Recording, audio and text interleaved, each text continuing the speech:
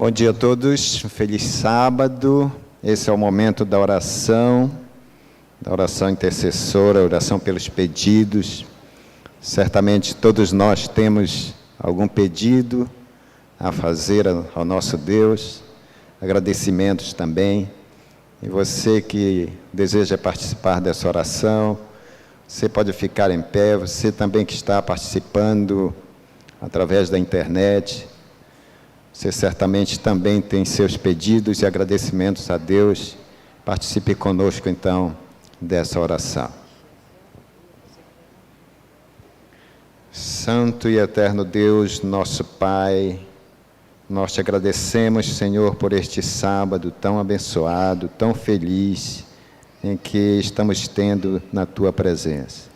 Obrigado, Senhor, pelas mensagens que já ouvimos, por tudo que aprendemos de Ti neste Teu santo dia. E agora também pedimos e entregamos em Tuas mãos cada pedido que está em cada coração, que o Senhor possa abençoar a cada um de nós, aqueles que estão nos acompanhando também pela internet, que o Senhor possa visitar a todos, cada um com suas famílias. Entregamos tudo em Tuas mãos. Abençoe a todos nós, também abençoe ao abrirmos a Tua palavra agora, a mim e a Helena, que nós possamos ser iluminados pelo Teu Santo Espírito. Dá-nos Teu perdão, dá-nos a Tua paz, Teu amor, em nome de Jesus. Amém. Amém.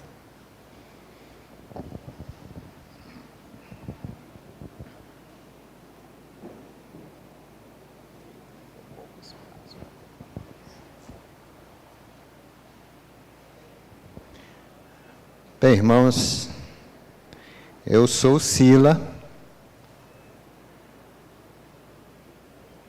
E eu sou a Helena, esposa do Sila. Pois é, nós já temos 37 anos de casado e nós queremos contar para vocês como Deus tem dirigido a nossa vida, como Deus interviu desde o começo, desde o momento do primeiro encontro.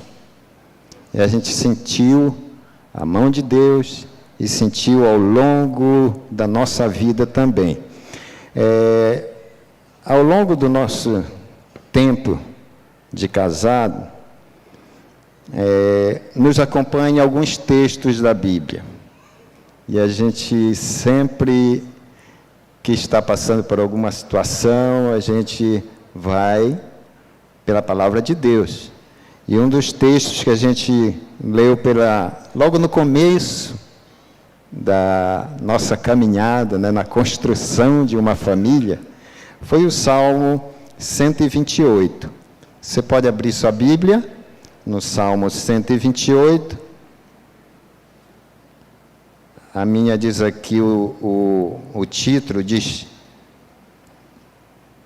Temor de Deus e felicidade no lar. Em outra Bíblia que eu tenho, diz: Feliz o lar que ama a Deus. Olha aí. Então, o texto diz o seguinte: Bem-aventurado aquele que teme ao Senhor e anda nos seus caminhos. Do trabalho de suas mãos comerás, feliz serás, e tudo te irá bem. Tua esposa, no interior de tua casa, será como a videira frutífera, teus filhos, como rebentos da oliveira, à roda da tua mesa. Eis como será abençoado o homem que teme ao Senhor. O Senhor te abençoe desde Sião, para que vejas a prosperidade de Jerusalém durante os dias de tua vida. Vejas os filhos de teus filhos, paz sobre Israel.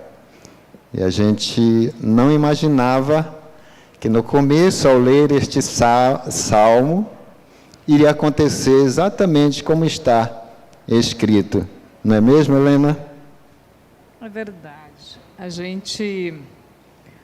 Eu lembro sempre do texto de Romanos 8, 28, e independente das outras aplicações teológicas que tem esse texto, que são muitas, mas ele me fala muito quando o apóstolo Paulo diz assim: sabemos que todas as coisas contribuem juntamente para o bem daqueles que amam a Deus, daqueles que são chamados segundo o seu propósito. E eu vejo assim o propósito de Deus na nossa vida, até porque, assim, humanamente seria muito difícil a gente se encontrar.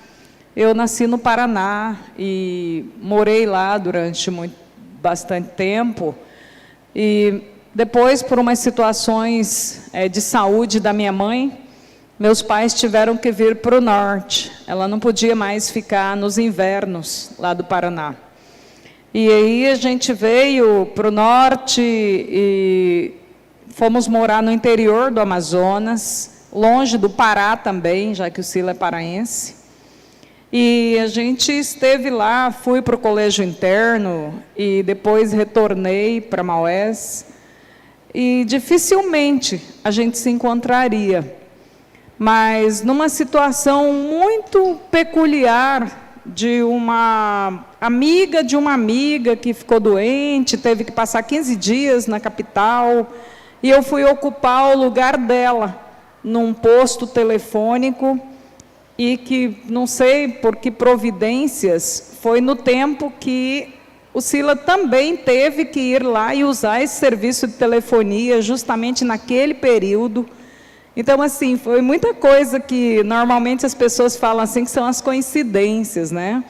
Mas que a gente vê isso como providência de Deus, de tantas maneiras assim tão diferentes para a gente poder se encontrar. Eu fui para Maués logo que saí da faculdade, rapaz novo. Foi para um lugar que eu não conhecia ninguém, em outro estado. Fui para construir o Banco do Brasil, de lá de Maués. E comecei uma vida agitada lá, já que eu não tinha, nesse tempo, eu não tinha religião. E comecei a fazer algumas amizades, né, lá.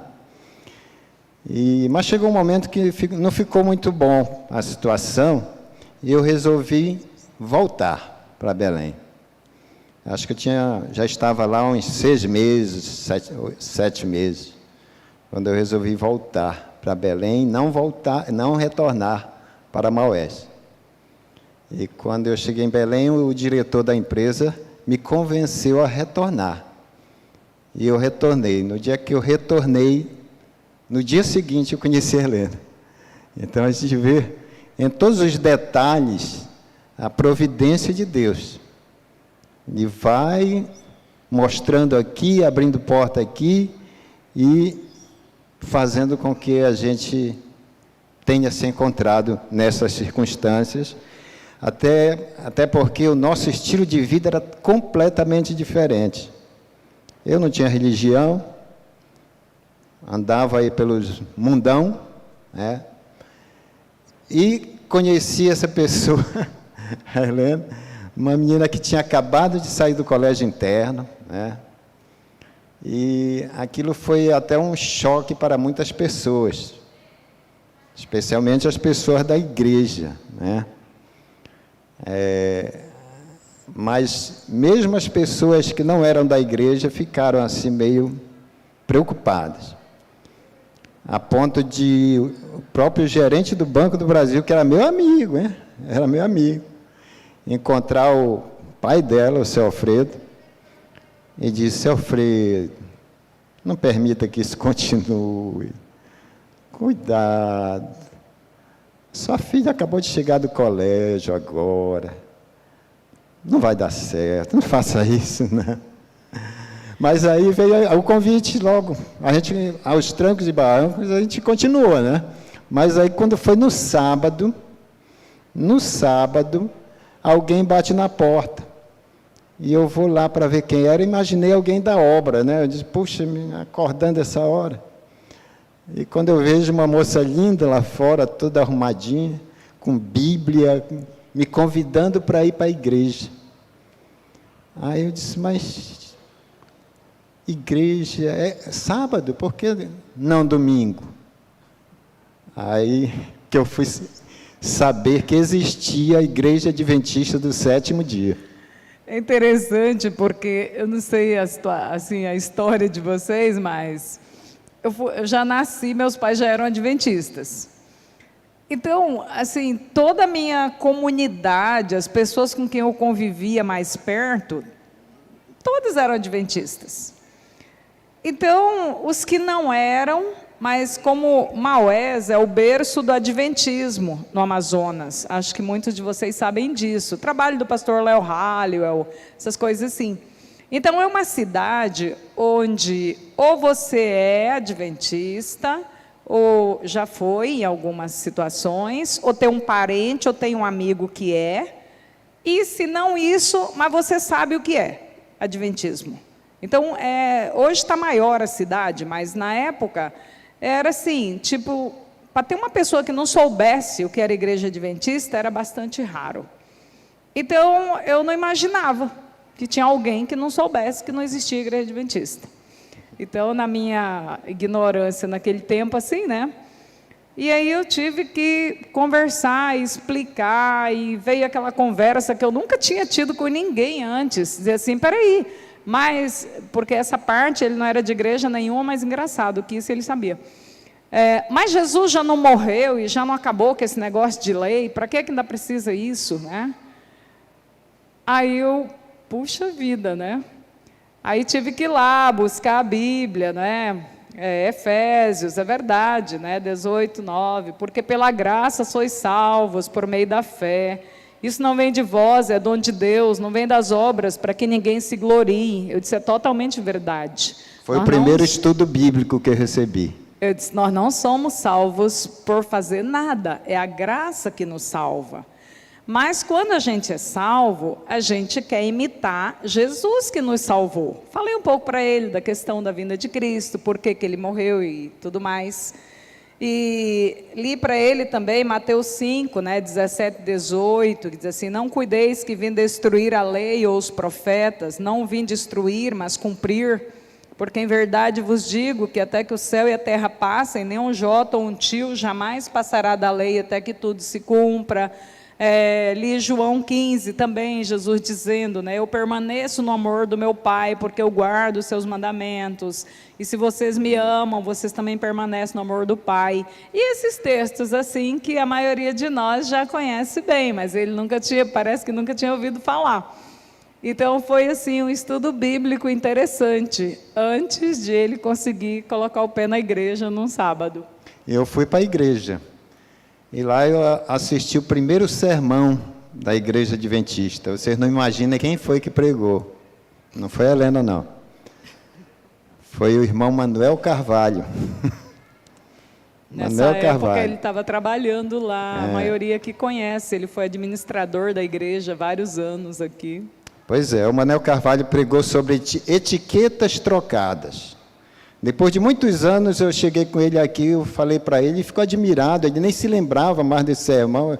Eu disse, pois eu sei ele todinho, se quiseres que eu escreva ele todinho, do seu sermão. E logo depois ele ficou viúvo, e o pastor Neufrásio chegou uma vez lá comigo e disse, Sila, olha, eu vou te dizer uma coisa, Deus me disse que tu vais casar com a Helena. Eu disse, Deus, pastor Neufrásio, era o pastor do distrito de Maué. Vocês vão se casar. E eu já tenho aliança para vocês. Eu disse, é mesmo? Está aqui, olha, irmão Manuel Carvalho ficou viúvo e ele doou para a igreja esse par de aliança. Aí você faz uma doação para a igreja e fica com a aliança. Eu disse, tá bom. Aí eu fiquei, era aquela aliança grossa, né? E eu fiz duas. De uma eu fiz duas para nós dois. E aí, da outra eu fiz duas também para minha irmã que ia casar. Então, foi interessante esse episódio. Agora, uma coisa que me admirava muito na Helena era que ela vivia lendo o tempo todo, mesmo andando. Andando na rua, ela ia andando quarteirões e lendo. E eu perguntava, mas o que é que você tanto lê? Aí ela me mostrava alguns livros, tudo religioso, revistas. E um me chamou a atenção, num dia que ela chegou com um grossão assim, eu disse, mas você lê tudo isso? Ela, sim. Qual é o nome desse livro? O Grande Conflito. Ah, eu gosto muito de guerras, batalhas, né? Deve ser, que guerra foi essa? Aí ela me contou que guerra foi. Foi interessante, porque assim, ele conhecia muito da história, né? Então eu falei assim, não, esse aqui é um conflito, mas um conflito espiritual. Fala de uma guerra, mas uma guerra espiritual que existe no mundo, começou no céu e vai terminar um dia e tal. Então eu expliquei um pouco o que era o grande conflito, né? E foi tão interessante que, assim, parece que ele achou tão interessante que eu estava começando ainda. O restante do livro, praticamente, a gente acabou lendo juntos, porque o Sila achou muito interessante esse livro. E eu gostei tanto desse livro, nós lemos todo esse livro, durante o namoro, e eu reli ele 37 anos depois. Olha aí, pastor. A nova versão dele. Nova versão. Acho que todo mundo deve ter, eu acho que tem. Tem esse livro, viu? E os outros também que eu trouxe, mas não dava aqui para colocar, mas o Desejado de Todas as Nações, tudo naquela coleção, né? Adquiram, por favor, tá? Uma pergunta. Vale a pena. Opa, desculpa. Uma pergunta que talvez você esteja se fazendo é a seguinte: tudo bem, mas a Helena é adventista. Por que ela estava namorando com um rapaz não adventista? E acreditem, eu me fiz essa pergunta também, a minha mãe me questionava isso. E até porque eu leio a Bíblia, eu aprendi a ler na Bíblia, na verdade, antes de ir para a escola. E eu conheço uma boa parte da Bíblia. E um texto que sempre ficava na minha cabeça é 2 Coríntios 8, 14 e 15. Não, 6, 14 e 15. E eu creio que você também conhece esse texto, né? E isso sempre realmente estava na minha cabeça. Então, não era ignorância, não. E a Bíblia é muito clara em dizer assim: não vos prendais a um jugo desigual com os infiéis, porque que sociedade tem a justiça com a injustiça? E que comunhão tem a luz com as trevas? E que concórdia é entre Cristo e Belial? Ou que parte tem o fiel com o infiel? E eu conhecia bastante bem a Bíblia para saber que não tinha assim a aprovação de Deus para esse relacionamento. Claro que eu orava muito por ele, estudava a Bíblia com ele e tudo mais, mas assim, eu não via decisão nenhuma do Sila em relação à religião. E eu tive que me confrontar com essa questão. Na verdade, é porque eu queria ter um relacionamento com ele. Então, eu coloquei, né, assim, fiz uma oração muito sincera para Deus. E pedi para Deus que, se não fosse da vontade dele, se fosse realmente para o Sila, porque eu nunca ia dizer para ele que eu poderia terminar esse relacionamento por essa razão. Porque poderia ser uma pressão e alguma forma, de repente, de ele tomar uma decisão sem que fosse pelos motivos mais corretos. E eu fiz um pacto com Deus. Eu tinha mandado uma carta naquela época para o que hoje é o NASP, solicitando uma bolsa de estudos. Eu ainda não tinha terminado o ensino médio. A gente se casou, eu ainda tinha 19 anos. Mas eu mandei para lá uma carta e eu conversei com Deus assim: Senhor, eu não tenho como ir para lá. Meus pais são muito pobres. Eles realmente não têm como pagar um estudo para mim lá. Mas se for assim, para eu perder minha salvação, eu não quero continuar esse relacionamento. Então o Senhor me ajuda assim com relação a isso. E assim, passou uns meses, eu recebi uma carta de volta. Deus atendeu minha oração. E essa carta chegou. E eu recebi essa bolsa integral. Então, eu me preparei para abrir mão do meu relacionamento.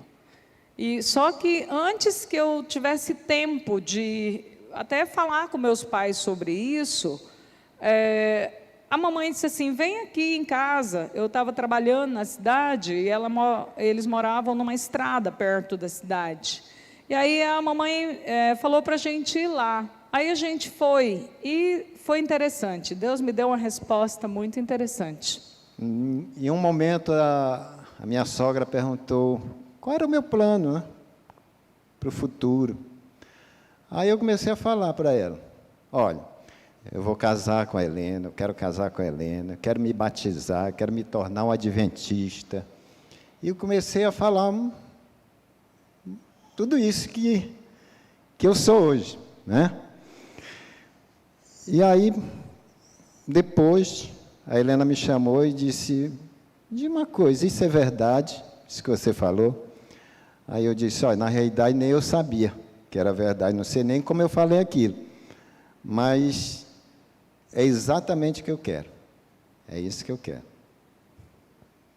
E assim, eu fiquei assim muito feliz, né? Porque ao mesmo tempo que Deus me deu o direito de escolha, mas também atendeu o desejo do meu coração, que era continuar, né, esse relacionamento. Então isso me trouxe realmente muita paz no meu coração, de que apesar das aparências, né, anteriores, mas Deus estava trabalhando sim, e estava conduzindo um futuro para a gente juntos. Interessante que a Helena sempre estava falando na Bíblia o tempo todo, cada encontro, e até tinha um amigo, o Hélio, que era engenheiro do Banco do Brasil, fiscal, ele ia umas 2 vezes por mês lá. E toda vez que a Helena se aproximava, ele dizia logo, lá vem a Helena falar em Bíblia. E não, para, eu não quero saber de Bíblia. Mas ele, lá no fundo, ele queria, ele fazia algumas perguntas assim, aí quando a Helena jogava para a Bíblia, aí ele já dizia logo, lá vem, é Bíblia, não quero saber de Bíblia. Bem, 10 anos depois, a Helena estava ali na recepção da igreja, e essa pessoa chegou lá. Tu me conheces, tu te lembras de mim? Aí ela disse, eu lembro, mas não estou sabendo de onde. Ele disse, eu sou o Hélio, engenheiro do Banco do Brasil, e hoje eu sou adventista do 7º dia. E aí ele perguntou onde eu estava sentado ali, ele veio e me abraçou. Hoje nós somos amigos, ele mora em Guarujá, lá em São Paulo, mas a gente tem contato todo o tempo.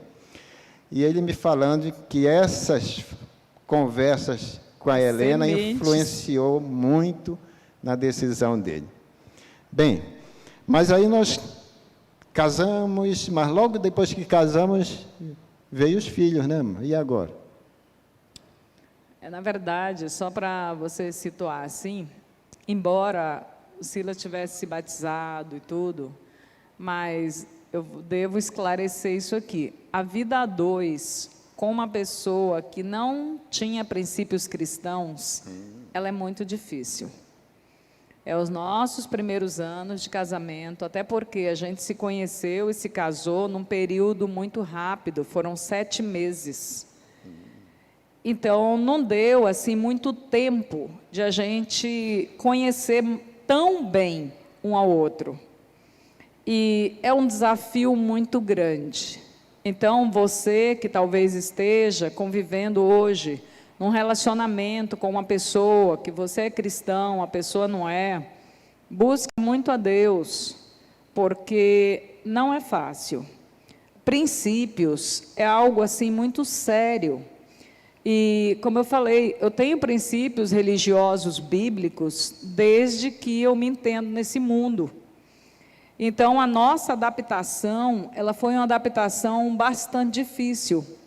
E nós dois sofremos com isso. Mas, pela graça de Deus e o exemplo também das nossas famílias, a gente realmente se casou até que a morte nos separe. E essa certeza eu sempre tive no meu coração, de que eu me casei com um marido só. E isso foi muito bom, eu precisei muito disso. Então, foi até quando os meninos nasceram, até porque a gente teve filho logo, e nós tivemos que depender muito da graça de Deus. A gente teve que orar muito, a gente teve que ler muito a Bíblia juntos. Os livros do Espírito de Profecia ajudaram demais a nossa caminhada. Só interrompendo aqui nessa questão dos livros, irmão, Foi muito interessante, porque tudo, até as coisas ruins, mas Deus tem um propósito, né? Quando eu cheguei em Belém, a empresa estava quebrada. E ela foi demitindo todo mundo.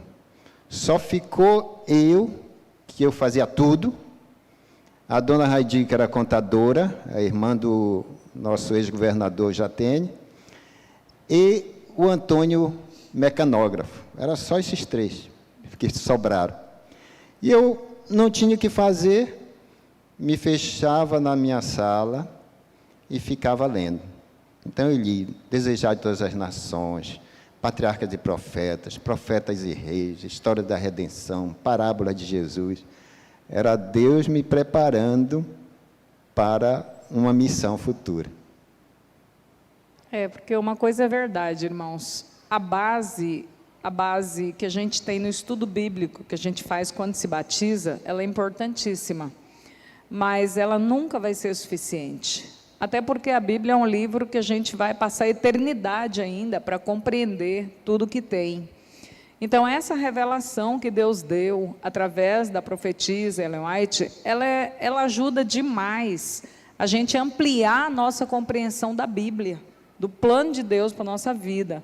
Então, isso nos ajudou muito. Livros como O Lar Sem Sombras, O Lar Adventista, Orientação da Criança, livros que a minha mãe já lia, eu aprendi esse vício de leitura com ela, na verdade. Então, isso aí ajudou muito a gente trazer esses meninos para a igreja e criá-los, com as falhas que nós temos como seres humanos mesmo, mas criá-los nos caminhos de Deus, onde, pela graça de Deus, eles estão até hoje. Foi muito bom. E os filhos cresceram, né? Eu queria que o meu amigo Casaça colocasse aí a foto. Não é essa, não. De 2, ficaram 12, olha aí. Olha aí. Daqui mais uns meses, 13. 13, né? Pois é, aí está a família, os filhos, todos casados, todos com filhos, todos na causa, trabalhando na causa do Senhor, né? Esperando a breve volta de Jesus, toda a família junta. E viu como lá no Salmo fala dos filhos dos teus filhos? Fala dos netos também.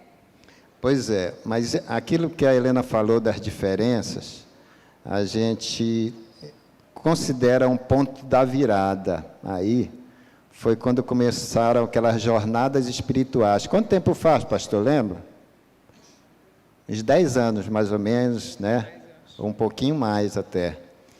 E nós fizemos esse plano de buscar a Deus a cada manhã de nossa vida. Isso já faz mais de 10 anos. E a partir dali, as coisas mudaram completamente nossa vida. Completo. Acabaram as diferenças, acabou tudo.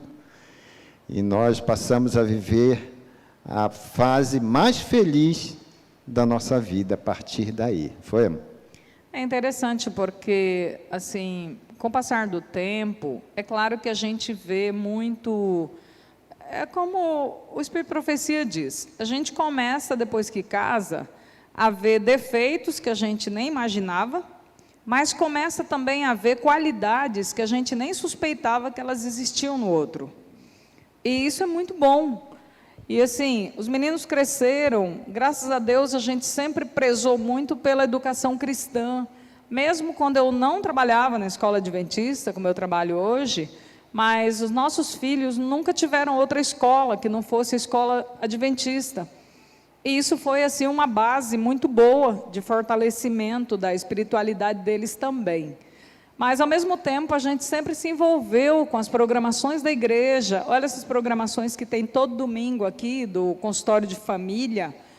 Era o tipo de programação que a gente nunca perdia. Então, ajudou muito a gente a ir mudando a visão, né, acerca do relacionamento. Mas, realmente, com a questão de a gente passar... A gente sempre leu a Bíblia, sempre estudou a lição, tudo bem. Mas essa busca de Deus pelas madrugadinhas, que a gente aprendeu a fazer com essa programação da igreja, ela foi muito importante. Ajustou muita coisa que a gente ainda não tinha ajustado com mais de 20 anos de casados. Então foi extremamente importante para a gente. Isso ajudou muito depois que os filhos foram embora, né? Também. Só nós dois. E aí a gente começou o nosso PG, né? Temos alguns membros do nosso PG aqui. Foi uma bênção, está sendo uma bênção muito grande. Nossa nova família. Nossa nova família, né? Um complemento da família. E o envolvimento, o Coral Marajoara, envolvimento no Encontro de Casais com Cristo, no SCC, fantástico. Isso sempre leva a gente para mais perto de Deus, para buscar a Deus mais, e realmente a gente encontra a Deus quando a gente busca. Essa pandemia, já muitas pessoas já falaram aqui, a gente já leu muito, que ela serviu como um divisor de águas para muitas famílias. Para alguns, infelizmente, serviu para mostrar que as diferenças foram maiores do que o amor, muitas vezes, né? E separou muita gente. Mas para as pessoas que realmente passaram, né, a buscar a Deus juntos, não teve mudança com relação a isso, né? A gente continuou com o nosso relacionamento com Deus, uns com os outros, então acabou sendo exatamente o contrário, fortalecendo muito os vínculos familiares e até colocando em perspectiva nossos planos de futuro. Na verdade, isso serviu para a gente repensar também o nosso planejamento para daqui a algum tempo. Já serviu para a gente fixar bem mais a ideia de que a gente quer mesmo ir para longe da cidade, viver num local mais perto da natureza, colocar em prática bem melhor os 8 remédios naturais, que a gente tem essa orientação há mais de 100 anos, e muitas vezes a gente não leva muito a sério. Então, serviu para a gente rever muitas coisas com relação a essas mudanças de atitude também. Aí nós fizemos um plano de sair mais forte dessa pandemia, principalmente mais forte espiritualmente, porque a gente sabe que mais forte espiritual, ela te leva ao mental, ela te leva ao físico, relacional e até ao financeiro. Então, nós pedimos para Deus sair mais forte em todas as áreas e realmente nós estamos saindo bem mais forte, com a graça de Deus. Bem, zeramos. Para concluir, então, né, nós vamos ler o salmo que nós lemos no início. E aí, meditando nesse salmo, a gente vê o que Deus fez conosco. Quando a gente via no começo, né, no começo a gente não tinha a ideia de que Ele iria nos guiar de maneira assim tão eficaz com as palavras deste salmo. Então, vamos lá, juntos?